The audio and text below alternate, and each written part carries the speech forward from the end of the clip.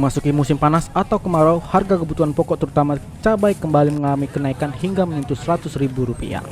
Hal tersebut dikatakan pedagang Pasar 7 Ulu Palembang saat ditemui di lokasi Minggu 6 Juni 2022. Nur Cahyati, pedagang, mengatakan kenaikan harga cabai ini sendiri lantaran memasuki musim panas sehingga pasokan ke Palembang terganggu. Tambahnya, kenaikan tersebut sudah berlangsung sekitar 2 minggu yang lalu, sehingga memaksa pembeli harus mengurangi jumlah pembelian cabai.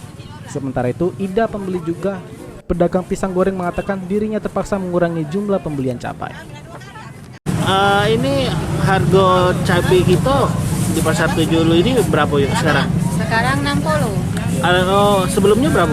Sebelumnya 30. Oh, sebelum 30. Artinya sudah mengalami penurunan ya, Bu? Naik. Naik ya? Naik. Apa penyebabnya bisa naik ini? Nanti musim kering ini kali, musim panas. Oh, Cabai musim itu panas. banyak yang kering kalian daunnya apa mati. Suplainya sendiri dari mana, Bu? Daerah mana? Dari mana? Dari Jawa. Oh, dari Jawa ya. Cabai apa Bay yang naik yuk?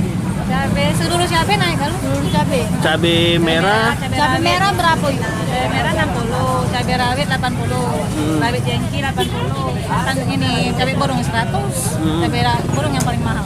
Cabai borong dari berapa ke berapa ya? Berapa 30 juga dulu. Dulu, naik 70.000 ya? Kalau cabai merah yuk 30 juga dulu. Sebelum naik ini 30, 40 kan, naik 60. Kalau cabai jengki sama dulu tuh 30, 40 itu juga rata dulu kan aku cabai. Yuk, biasanya kalau alami kenaikan ini berapa lama? Nah, sudah 2 mingguan mas. Sudah 2 minggu ini ya? Untuk daya beli masyarakat sendiri, kenaikan harga cabai ini dia milih cabai mana yuk? Ya, biasanya beli sekilo palingan beli seberapa. Oh, nurun ya? Ngurangi Ngurangi ya? Yo, belinya. Tidak beda alternatif berarti ya? Palingan dia tuh belinya dikit sih. Ini berapa? Dah.